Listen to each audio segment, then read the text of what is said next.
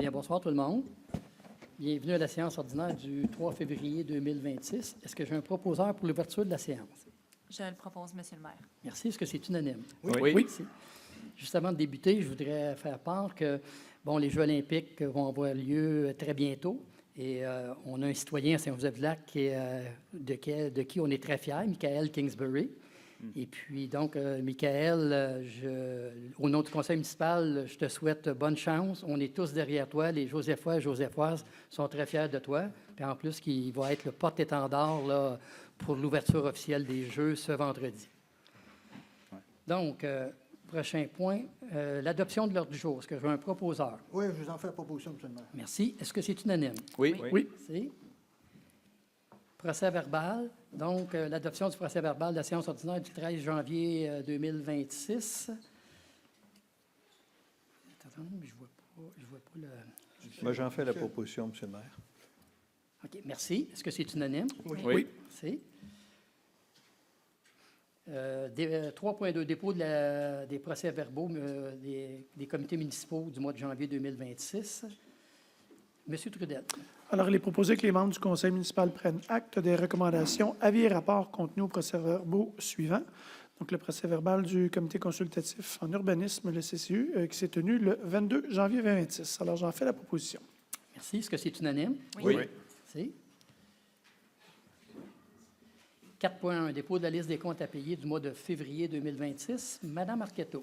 Il est proposé d'autoriser le paiement des comptes du fonds d'administration présenté sur la liste établie au 3 février 2026 au montant de 742 689,93 ainsi que les dépenses inscrites au journal des déboursés du 3 février 2026 au montant de 1 357 954,60 sous. J'en fais la proposition. Merci. Est-ce que c'est unanime? Oui. Merci. 4.2, convention de prêt d'achat d'un système de vidéosurveillance. Donc, Madame Bertrand. Donc, considérant les événements tragiques survenus envers les élus et les fonctionnaires municipaux vers la période des mois de septembre et octobre 2021, considérant que l'envergure des gestes posés envers les élus et certains fonctionnaires municipaux ont commandé la mise en place de différentes mesures, dont l'installation de caméras de vidéosurveillance aux résidences des membres du conseil municipal et de certains fonctionnaires municipaux, de même qu'à certains autres endroits jugés pertinents pour assurer la protection du personnel et des biens de la municipalité.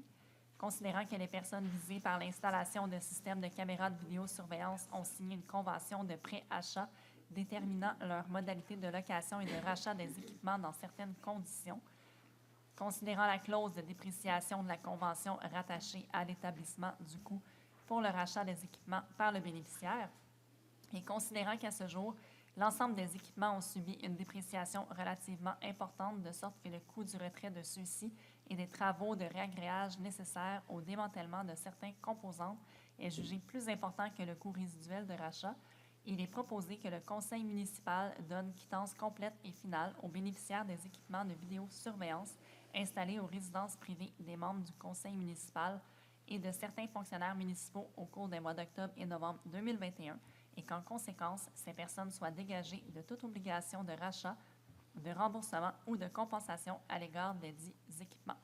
Donc, j'en fais la proposition, M. le maire. Merci. Est-ce que c'est unanime? Oui. Merci. 4.3, travaux de renforcement et solidification des planchers de l'Église. Monsieur Trudel. Alors, considérant l'état actuel des planchers de l'Église, lesquels présentent des signes d'irrégularité et de fragilisation compromettant leur usage et leur durabilité, considérant la nécessité d'effectuer des travaux de ragréage et de solidification afin d'assurer la sécurité des usagers et de préserver l'intégrité du bâtiment, considérant que ces travaux visent à corriger les surfaces existantes, à renforcer la structure des planchers et à prolonger la durée de vie des installations, considérant la réception des soumissions suivantes, celles que vous voyez à l'écran, donc Construction J. Michel Inc.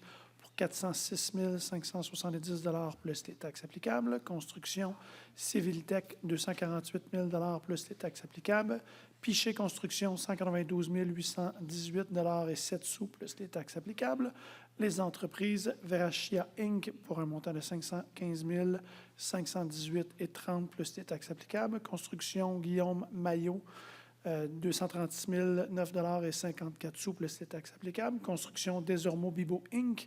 pour un montant de 309 564 $ plus les taxes applicables. Il est donc proposé d'octroyer un contrat pour les travaux de renforcement et solidification des planchers de l'église à l'entreprise Piché Construction pour une somme de 192 818 $ et 7 sous plus les taxes applicables. Alors, j'en fais la proposition, M. le maire. Merci. Est-ce que c'est unanime? Oui. Merci. Prochain point, donc, c'est Programme d'entente en patrimoine PEP. Monsieur Thorne.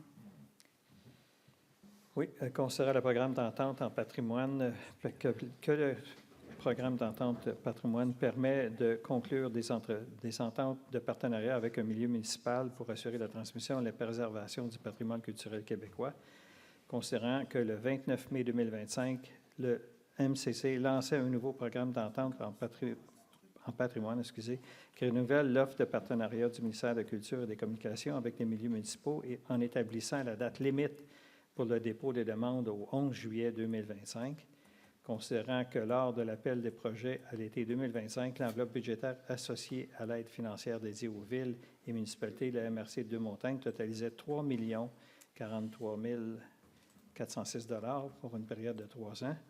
Considérant que le 15 janvier, le MCC indiquait à la MRC de Deux-Montagnes que l'enveloppe budgétaire était réduite de 3 043 406 $ à 448 000 $, soit plus de 6 fois moins que la demande initiale adressée à la MRC. Considérant que le conseil municipal de la municipalité de Saint-Joseph-du-Lac comptait sur une partie de l'enveloppe budgétaire initialement annoncée pour réaliser les travaux de maintien d'actifs de l'Église pour une valeur d'un peu plus de 2 millions. Donc, il est proposé que le conseil municipal interpelle le ministre de la Culture et des Communications, M. Mathieu Lacombe, afin que celui-ci revise la position à l'égard de la hauteur de l'aide financière attribuable à la sauvegarde et au maintien des actifs patrimoniaux du Québec par le biais du programme Entente en patrimoine, que le préfet de la MRC de Deux-Montagnes sollicite dans les meilleurs délais une rencontre avec le ministre responsable afin de discuter des présentes, et que la présente résolution soit transmise à la ministre responsable de la région des Laurentides, Mme Sonia Bélanger, à M. Benoît Charette, député de Deux-Montagnes, ainsi qu'à Mme Sylvie Damour, députée de Mirabel, à la Fédération québécoise des municipalités, à l'Union des municipalités du Québec, ainsi qu'à toutes les MRC du Québec. Alors, j'en fais la proposition, M. le maire. Merci. Est-ce que c'est unanime? Oui. Merci.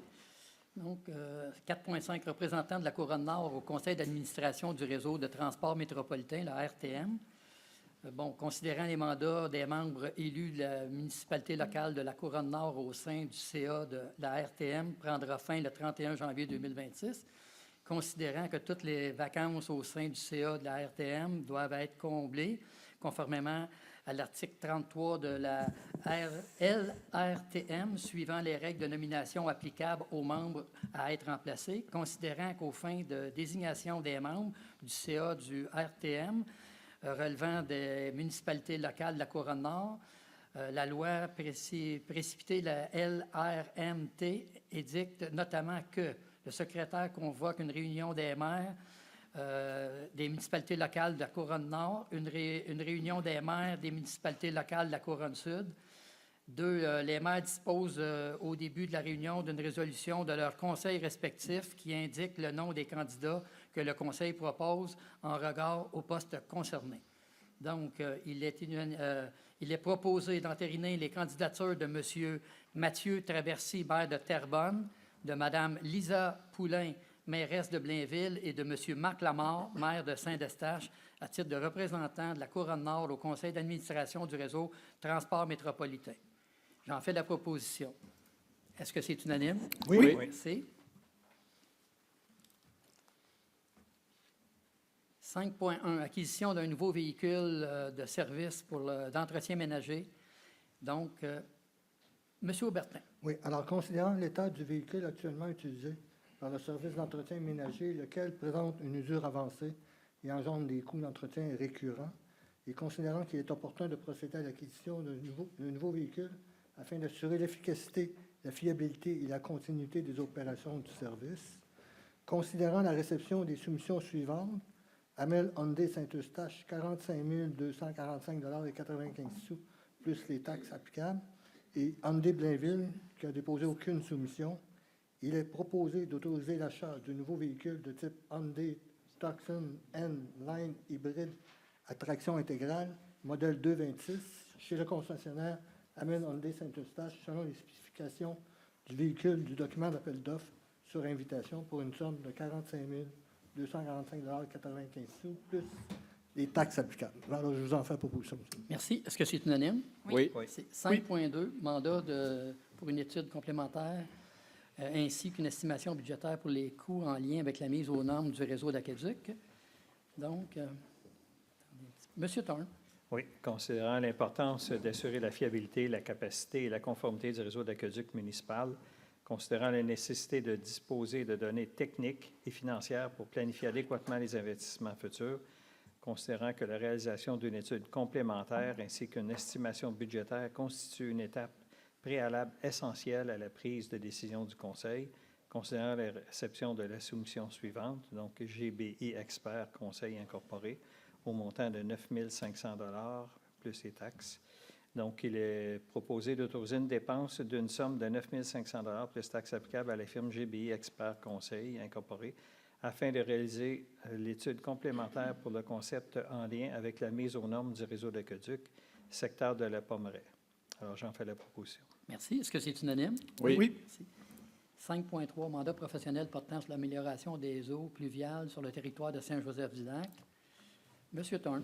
Oui, considérant la problématique survenue de gestion des eaux pluviales observées dans le territoire de Saint-Joseph-du-Lac, notamment en période de fortes précipitations, considérant la nécessité de dresser un portrait clair de la situation actuelle et d'identifier les améliorations afin d'accroître la résilience de la municipalité face aux événements climatiques extrêmes, considérant l'importance d'adopter une approche planifiée et durable en matière de gestion des eaux pluviales, considérant la réception des soumissions suivantes, donc un soumissionnaire qui est CIMA, SENC, au montant de 15 910 $ plus les taxes. Il est donc proposé d'octroyer un mandat professionnel portant sur l'amélioration et la gestion des eaux pluviales sur le territoire de Saint-Joseph-du-Lac à l'entreprise CIMA, SENC, pour une somme de 15 910 $ plus les taxes. Alors, j'en fais la proposition. Merci. Est-ce que c'est unanime? Oui. Je m'excuse, des problèmes avec Les le ordinateurs. système informatique, La chaise musicale. la chaise musicale. Merci. Donc, j'ai demandé, c'était unanime? Oui. Oui. Merci. Donc,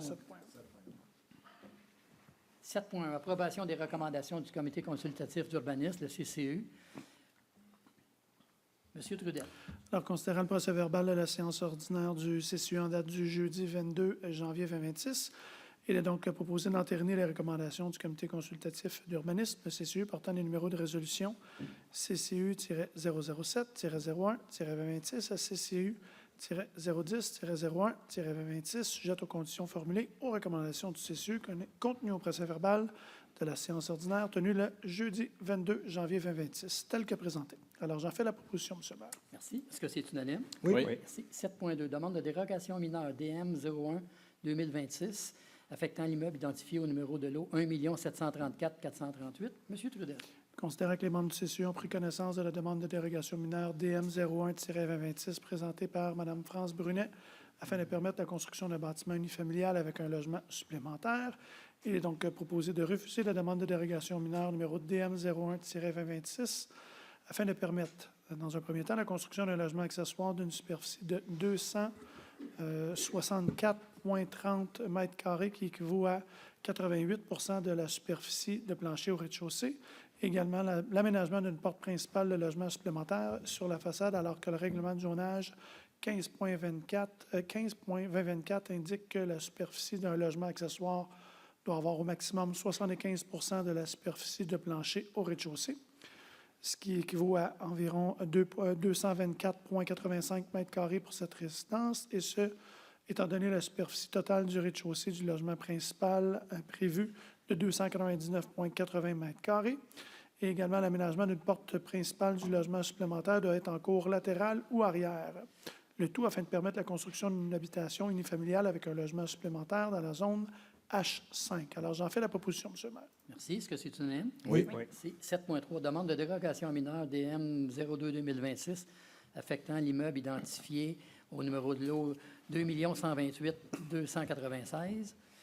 Donc, Monsieur Aubertin. Oui, considérant que les membres du CCU ont pris connaissance de la demande de dérogation mineure DM 02-2026 présentée par M. Guy Tardif afin de permettre l'implantation de stationnement en cours avant secondaire pour une habitation multifamiliale de classe H4, il est proposé d'accepter la demande de dérogation mineure numéro DM 02-2026 afin de permettre l'implantation d'un stationnement en cours avant secondaire pour une habitation multifamiliale de classe H4, alors qu'en vertu du règlement du zonage 15-2024, les stationnements des habitations multifamiliales de classe H4 doivent obligatoirement être implantés en cour latérale ou arrière, le tout pour une construction projetée dans la zone RD-12. Je vous en fais proposition, M. le maire. Merci. Est-ce que c'est unanime? Oui. Oui. 7.4, demande de dérogation mineure DM 03-2026 affectant l'immeuble identifié au numéro de lot 1 733 090. Monsieur Aubertin. Oui, alors, considérant que les membres du CCU ont pris connaissance de la demande de dérogation mineure DM 03-2026 présentée par M. Bruno Lauzon afin de permettre la construction d'un bâtiment unifamilial, il est proposé d'accepter la demande de dérogation mineure numéro DM 03-2026 afin de permettre une pente de toit de 5/12e pour l'habitation unifamiliale et une hauteur totale de 9,117 mètres, alors que le règlement de zonage 15-2024 indique que la pente de toit minimale doit être de 7/12e et que la hauteur maximale doit être de 7,21 mètres. Alors, le tout afin de permettre la construction d'une habitation unifamiliale dans la zone A-2. Je vous en fais la proposition. Merci. Est-ce que c'est unanime? Oui. 7.5, autorisation de signature de l'acte de vente du terrain portant le numéro de lot 6 702 934. Monsieur Trudel. Alors, considérant que la municipalité est propriétaire du lot 6 702 934 situé sur le chemin de Roca, considérant que le conseil municipal souhaite procéder à la vente de ce lot afin de permettre sa mise en valeur à des fins résidentielles, considérant que la vente du lot vise à permettre la réalisation d'un projet de multilogement de 16 unités, lequel s'inscrit dans un projet d'ensemble comprenant 3 bâtiments de 16 unités chacun, considérant que le projet d'ensemble a déjà été autorisé par le conseil municipal conformément à la réglementation d'urbanisme en vigueur, considérant que la vente du lot municipal constitue une étape nécessaire à la réalisation complète du projet autorisé, considérant qu'une évaluation de la valeur marchande a été émise en date du 28 mars 2025 pour un montant de 530 000 par le groupe Proval Évaluateur Agréé. Il est donc proposé que le conseil municipal autorise la vente du lot 6 702 934 appartenant à la municipalité située sur le chemin d'Oka afin de permettre la réalisation d'un projet de multilogement de 16 unités s'inscrivant dans un projet d'ensemble préalablement autorisé par le conseil, que le prix de vente du lot soit établi à la valeur marchande de 530 000 tel qu'évalué dans le rapport d'évaluation émis en date du 28 mars 2025 par le groupe Proval Évaluateur Agréé, que le maire, M. Benoît Proulx, et le directeur général, M. Stéphane Giguère, soient autorisés à signer pour et au nom de la municipalité tout acte notarié et tout document requis afin de donner plein effet à la présente résolution préparée par l'étude de notaire Catafort. Alors, j'en fais la proposition, M. le maire. Merci. Est-ce que c'est unanime? Oui. Merci. 7.6, nomination de M. Francis Audet et de Judith Morin à titre de membre du comité local en patrimoine. Donc, M. Trudel. Considérant que 2 sièges se libèrent au sein du comité local de patrimoine CLP en date du 3 février 2026, il est donc proposé de nommer M. Francis Audet et Mme Judith Morin à titre de membre du comité local de patrimoine pour un mandat de 2 ans. Alors, j'en fais la proposition, M. le maire. Merci. Est-ce que c'est unanime? Oui. 7.7, création d'un fonds affecté aux redevances au développement. M. Aubertin. Oui, alors, considérant que les redevances au développement sont perçues en vertu d'un règlement et à des fins précises telles que les infrastructures, les parcs et les équipements municipaux liés à la croissance de la population, considérant que les redevances au développement ne peuvent servir à financer des dépenses générales, il est proposé que le conseil municipal procède à la création d'un fonds dédié de type excédent affecté aux redevances au développement, que l'ensemble des sommes perçues ainsi que les intérêts générés soient versés intégralement dans l'excédent affecté aux redevances au développement, que les sommes serviront uniquement au financement et aux dépenses admissibles telles que prévues au règlement numéro 30-2025. Je vous en fais la proposition, M. le maire. Merci. Est-ce que c'est unanime? Oui. Merci. 8.1, autorisation du budget pour l'organisation de la fête nationale. Madame Bertrand. Donc, je propose autoriser le budget nécessaire au service des loisirs et de la culture pour l'organisation, la programmation et l'animation des festivités de la fête nationale qui se tiendront mardi le 23 juin 2026 de 16h à 23h au parc Polygon-Lauzon pour une somme n'excédant pas 42 860 $ plus les taxes applicables. Le budget est annexé pour en faire partie intégrante. Le service des loisirs a mis en œuvre toutes les mesures nécessaires afin que cette journée soit un événement éco-responsable. J'en fais la proposition, Monsieur le maire. Merci. Est-ce que c'est unanime? Oui. Merci. 8.2, demande d'aide financière à la jeunesse élite sportive. Madame Bertrand. Monsieur le maire, juste avant, j'aimerais prendre une minute pour déclarer mon intérêt. Là, mon garçon est en catégorie dans l'élite sportive, donc j'aimerais me retirer du point, s'il vous plaît. Parfait. Madame Bertrand. Ah, Madame Arquetto. Donc,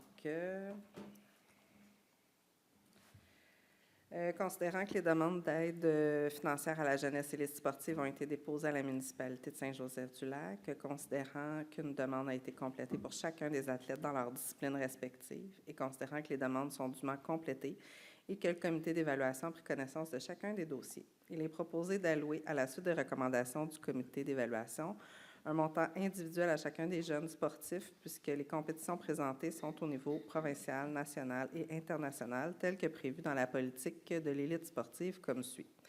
Donc, Emma Lachapelle en cheerleading provincial pour un montant de 400 $, Émile Richer, basketball au niveau provincial, 400 $, Éloi Wall Art, escalade au niveau provincial, 400 $, Jérôme Croteau, volleyball de plage provincial, 400 $, Zia Gagné, softball provincial, 400 $, Amélie Langlois, gymnastique niveau provincial pour 400 $, Léa Ducharme et Zoé Ducharme en patinage artistique au niveau provincial pour 400 $ chacune, Mia Ducharme également en patinage artistique provincial, 400 $, Thomas Trudel en baseball au niveau national, 500 $. Frédéric Messier, BMX, niveau national, 500 $.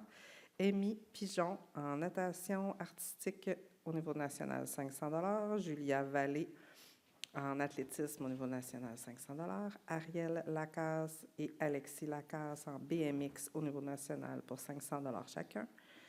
Cédric Marino, boxe national, 500 $. Amy Desjardins en cheerleading international, 600 $. Chana Gagnon, cheerleading international pour 600 $. Et Emma Rose Marcotte, cheerleading international pour 600 $. On soulignera d'ailleurs l'élite sportive lors de notre soirée reconnaissance le 18 février prochain. Oui.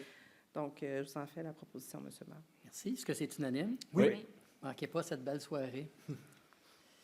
Donc, prochain point. 8.3, achat de 3 systèmes de filets de pickleball. Madame Bertrand.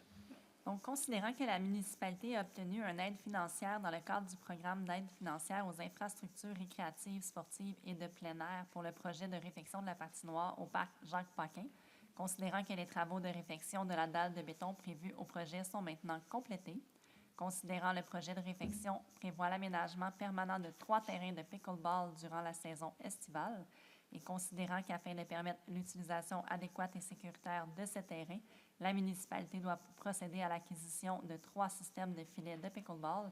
Je propose d'autoriser une dépense au montant maximal de 3 500 $ plus les taxes applicables pour l'achat de 3 systèmes de filets de pickleball. Alors, je vous en fais la proposition, Monsieur le maire. Merci. Est-ce que c'est unanime? Oui. Merci. 8.4, autorisation des dépenses pour l'organisation de soirée reconnaissance qui aura lieu le 18 février 2026. Madame Arquetto. Oui, donc considérant que la municipalité souhaite reconnaître publiquement les citoyens et les initiatives qui se sont illustrées au cours de l'année et considérant que la municipalité valorise le dépassement de soi qui se reflète dans l'accomplissement de chacun et le rayonnement de notre municipalité qui se traduit par l'excellence au niveau sportif, culturel, artistique ou scolaire, il est proposé d'octroyer un budget au service des loisirs et de la culture pour la préparation et la tenue de la soirée reconnaissance, laquelle se déroulera le 18 février prochain, pour un montant maximum de 5 700 $, auquel s'ajoutera les taxes applicables. J'en fais la proposition. Merci. Est-ce que c'est unanime? Oui. 8.5, octroi de contrat pour la fourniture et l'installation de luminaires DEL au parc Jacques-Paquin. Monsieur McCabe.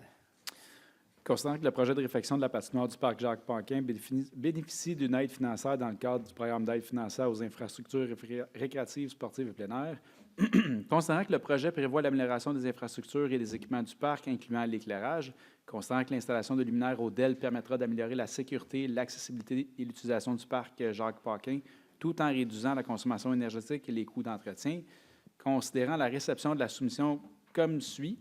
DH éclairage au montant de 16 331,10 plus taxes. Il est proposé d'autoriser l'octroi d'un contrat au montant de 16 331,10 plus les taxes applicables à l'entreprise DH éclairage pour la fourniture et l'installation de luminaires DEL au parc Jacques-Paquin. Alors, j'en fais la proposition. Merci. Est-ce que c'est unanime? Oui. Merci. 8.6, octroi de contrat pour la caractérisation préliminaire des sentiers. On parle pour le boisé 640. Oui. Madame Marquetto. Donc, considérant que la municipalité souhaite poursuivre le projet des sentiers boisés dans le cadre de la phase 2, considérant que cette phase prévoit la caractérisation préliminaire des sentiers afin de dresser un inventaire et d'établir les grandes lignes du projet, et considérant que ces informations sont nécessaires pour préparer une demande dans le cadre du programme d'aide financière aux infrastructures récréatives, sportives et plein air, le PAFIRSPA, il est proposé d'autoriser l'octroi d'un contrat au montant de 3 855 $ plus les taxes applicables à BAR, créateur d'expériences plein air pour la caractérisation préliminaire des sentiers. Donc, j'en fais la proposition. Merci. Est-ce que c'est unanime? Oui. Merci. 8.7, octroi de contrat pour l'élaboration du programme fonctionnel et technique. Attendez un petit peu. Donc, Madame Marquetto. Considérant que la municipalité évalue la possibilité de procéder au projet d'agrandissement du pavillon Jean-Claude Brunet, considérant qu'un programme fonctionnel et technique est requis afin de définir les besoins, les espaces, les composantes techniques et les paramètres du projet, et considérant que la municipalité a reçu 2 offres pour la réalisation du programme fonctionnel et technique dans le cadre du projet d'agrandissement par les firmes suivantes.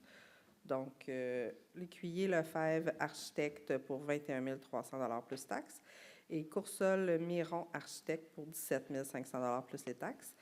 Il est proposé d'autoriser l'octroi d'un contrat au montant de 17 500 $ plus les taxes applicables à Coursol Miron Architecte pour l'élaboration d'un programme fonctionnel et technique. Je vous en fais la proposition, M. le maire. Merci. Est-ce que c'est unanime? Oui. Merci. 9.1, mandat professionnel visant la réalisation d'une caractérisation environnementale des sols dans le cadre du projet d'acquisition immobilière. Monsieur McCabe. Considérant que la municipalité envisage la possible acquisition de l'immeuble identifié par le lot 1 733 267, considérant que cette acquisition s'inscrit dans le cadre d'un projet global visant à la revitalisation du noyau villageois et du secteur entourant l'église, considérant qu'il est nécessaire de procéder à une caractérisation environnementale des sols afin de déterminer si le terrain présente des contaminations, considérant que les résultats de cette étude permettront au besoin de procéder à une demande d'évaluation de la valeur de marchande de l'immeuble pour soutenir la planification du projet, et considérant que la réalisation de cette première étape constitue un préalable essentiel à toute décision d'acquisition et de développement futur. Alors, suite aux soumissions de Enviroc pour 2 650 plus taxes et Solmatec 3 600 $ plus taxes, il est proposé d'autoriser une dépense d'un montant de 2 650 $ plus les taxes applicables à la firme Enviroc afin de réaliser une évaluation environnementale de phase 1 sur le site localisé sur le lot 1 733 267, situé au 1044 chemin principal Saint-Joseph-du-Lac. Alors, je vous en fais la proposition. Merci. Est-ce que c'est unanime? Oui. Juste pour vous mettre au courant, là, on parle ici du terrain qui est où est-ce qu'on, M. Marcoux, où est-ce qu'on veut acquérir ce terrain-là. On a parlé avec M. Marcoux, tout le kit, il est d'accord, là, mais il faut s'entendre sur un prix. Fait que là, c'est pour ça qu'en attendant, ce qu'on fait, on fait caractériser le terrain pour être certain qu'il n'est pas contaminé. Fait que, puis par après, nous, ce qu'on veut faire avec ça, c'est tout simplement d'agrandir l'espace. Il n'y aura pas de bâtiment là-dessus. Ça va être pour faire des activités dehors l'été ou quoi que ce soit, des marchés publics, ces choses-là. Donc, ça ici. 9.2. Confirmation de la responsabilité de la municipalité de Saint-Joseph-du-Lac à l'égard de l'ouvrage de protection contre les inondations, les OPI. Monsieur McCabe. Alors, constatant que la municipalité possède sur son territoire un ouvrage de protection contre les inondations, un OPI visant à réduire les risques d'inondation pour la population et les biens situés dans les secteurs concernés, considérant que le ministère de l'Environnement et de la lutte contre les changements climatiques, de la faune et des parcs exige qu'une municipalité adopte une résolution officielle afin de confirmer sa responsabilité à l'égard d'un ouvrage de protection contre les inondations situé sur son territoire, considérant que la reconnaissance de la responsabilité municipale implique notamment la surveillance, l'entretien et le suivi de l'ouvrage ainsi que la collaboration avec les autorités ministérielles compétentes, et considérant qu'il est nécessaire de régulariser la situation administrative de l'ouvrage de protection contre les inondations afin de répondre aux exigences du ministère, le MEL, CCFP, et de poursuivre les démarches requises auprès du ministère. Il est proposé que le conseil municipal confirme officiellement que la municipalité assume la responsabilité de l'ouvrage de protection contre les inondations situé sur son territoire, conformément aux normes, directives et exigences du ministère de l'Environnement et de la lutte contre les changements climatiques, de la faune et des parcs, que la présente résolution soit transmise au ministère à titre de confirmation formelle de la responsabilité municipale et que les représentants autorisés de la municipalité soient mandatés pour entreprendre et poursuivre toute démarche nécessaire découlant de cette reconnaissance de responsabilité. Alors, je vous en fais la proposition. Merci. Est-ce que c'est unanime? Oui. Merci. 9.3. Nomination de Jardin Kaizen à titre de membre du comité communauté nourricière. Donc, M. Aubertin. Oui, alors, considérant que la municipalité s'est dotée d'un plan de développement d'une communauté nourricière, considérant la résolution 059-02-2022 relative à la formation d'un comité de suivi de la communauté nourricière, mobilisant différentes parties prenantes des milieux communautaires, économiques et municipaux, afin d'avoir une vue d'ensemble des différents défis et opportunités, et considérant l'intérêt signifié par les Jardins Kaizen à siéger sur le comité, il est proposé de nommer les Jardins Kaizen membres du comité de la communauté nourricière. Alors, je vais en faire proposition seulement. Merci. Est-ce que c'est unanime? Oui. Merci. 10.1, mandat d'exploitation de la station d'eau potable 2026 avec l'option de renouvellement pour les années 2027 et 2028. Monsieur Thorne.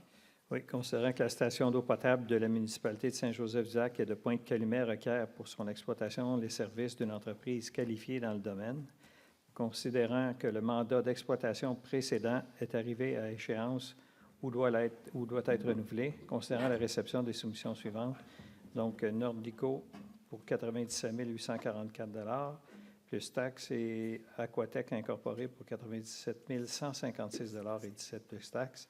Donc, il est proposé d'octroyer le mandat d'exploitation de la station d'eau potable pour l'année 2026 avec option de renouvellement pour l'année 2027 et 2028 à l'entreprise Aquatec Société de gestion de l'eau pour une somme de 97 156 et 17 plus les taxes applicables. Alors, j'en fais la proposition. Merci. Est-ce que c'est unanime? Oui. Merci. 10.2, achat d'un moteur et d'une pompe, station d'eau potable, Parc de l'Oka. Monsieur Thorne. Oui, considérant la défaillance du moteur de la pompe actuellement en service au puits numéro 3, considérant la nécessité d'avoir un maximum de puits pour répondre à la demande en saison estivale, considérant la réception des soumissions suivantes, donc pompe MDG incorporée pour 21 752 et 20, les moteurs électriques Saint-Agathe incorporés pour 18 999 et 99, ainsi que pompe Action incorporée pour 22 751 et 5, ces montants évidemment plus taxes. Donc, il est proposé d'autoriser une dépense d'un montant de 18 999 et 99 plus les taxes applicables à l'entreprise, les moteurs électriques Saint-Agathe incorporés, pour l'achat d'un moteur et d'une pompe pour le puits numéro 3 de la station d'eau potable au Parc d'Oka, et que la présente résolution soit transmise à la municipalité de Pointe-Calumet. Donc, j'en fais la proposition. Merci. Est-ce que c'est unanime? Oui. Merci. 11.1, avis de motion et présentation du projet de règlement relatif à l'exercice du droit de préemption sur un immeuble. Madame Arquetto. Je donne avis de motion qu'à cette séance ou à une séance du Conseil subséquente, il sera adopté le projet de règlement numéro 04-2026 relatif à l'exercice du droit de préemption sur un immeuble. Et je présente et dépose le projet de règlement numéro 04-2026 aux fins suivantes. Un droit de préemption peut être imposé et exercé par la municipalité afin d'acquérir des immeubles à des fins municipales. J'en fais ce soir. Merci. Juste pour compléter un petit peu là-dessus, là, c'est par rapport à ce qu'on disait tantôt, par rapport au terrain de M. Marcoux. Donc, on exerce un droit de préemption, ce qui fait que on a le premier droit de regard. Fait que si, d'ici le temps, à ce qu'on pourrait nous autres l'acquérir, monsieur obtient quelqu'un qui veut acheter le terrain pour X prix, on aurait le premier droit de regard. 11.2, avis de motion de projet de règlement 5-2026 afin de modifier le règlement numéro 15-2024.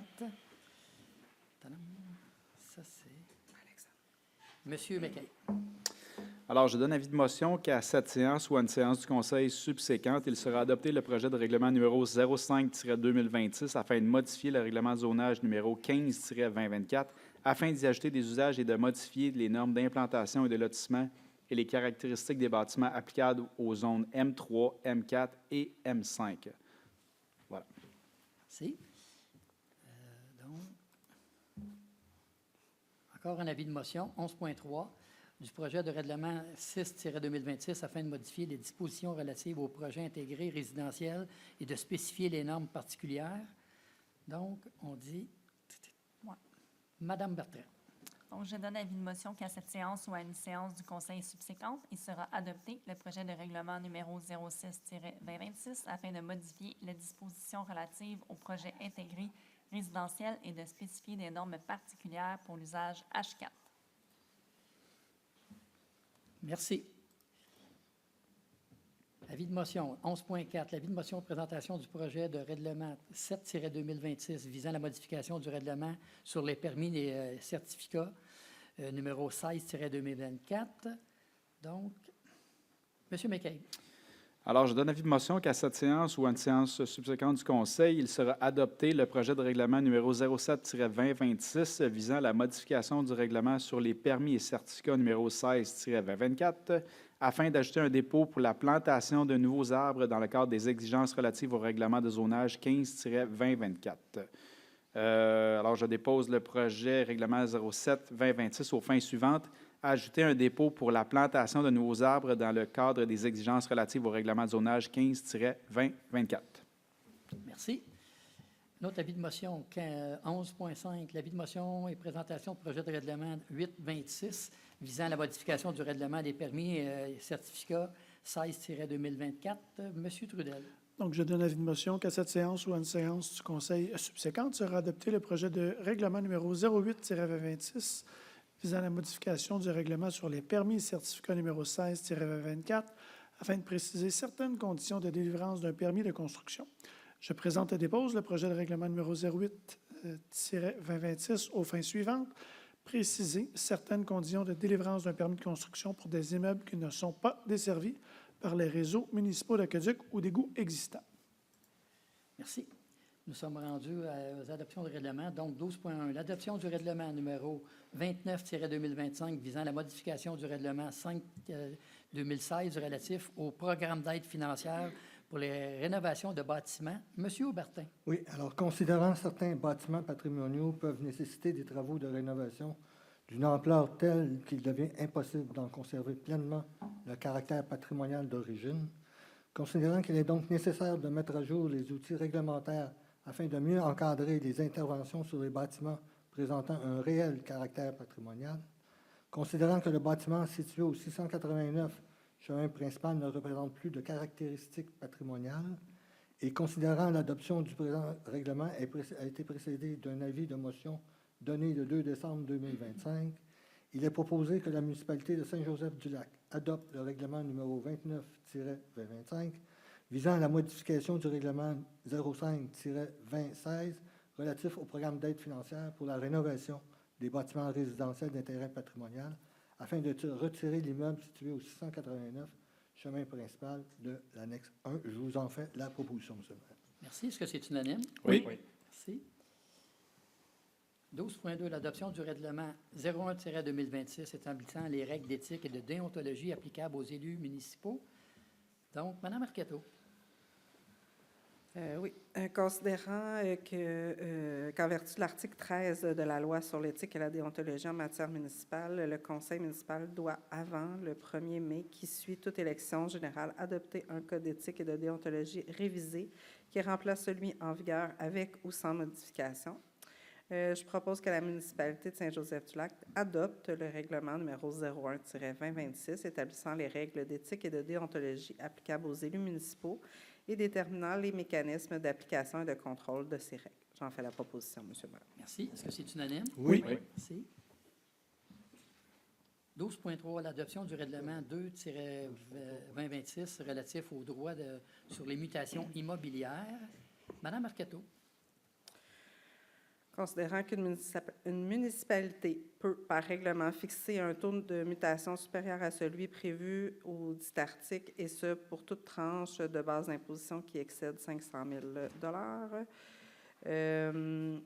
et considérant qu'en vertu de l'article 11 de la loi concernant les droits de mutation immobilière, une municipalité peut étaler le paiement du droit sur les mutations immobilières, il est proposé que la municipalité de Saint-Joseph-du-Lac adopte le règlement numéro 02-2026 relatif aux droits sur les mutations immobilières. J'en fais la proposition, M. le maire. Merci. Est-ce que c'est unanime? Oui. Merci.